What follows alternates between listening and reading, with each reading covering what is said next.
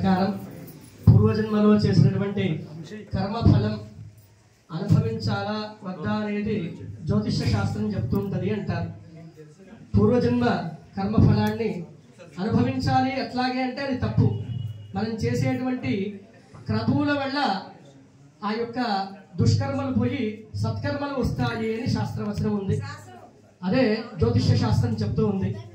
అందులో భాగంగా నాకు ఉపనయనమైన కొత్తలో జయేంద్ర విజయేంద్ర సరస్వతి స్వామి వారు అనుగ్రహించినారు.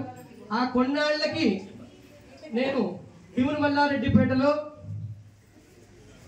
కమలాకర్ తాత గారు సామూహిక సత్యనారాయణ వ్రతాలు చేసేటప్పుడు నేను ఈరోజు ఆధ్యాత్మికతలో ఉన్నానంటే మా అమ్మ వాళ్ళ నాన్నగారు నర్మాల నరసింహ శర్మ గారు వారు ఉపనయనం చేయగానే నాకు సంధ్యాద అనుష్ఠానాలు నేర్పిస్తూ ఉన్న సందర్భంలో అక్కడ బాసనలో ఉపనయనం కాగానే భీముని మల్లారెడ్డిపేట వచ్చినాము.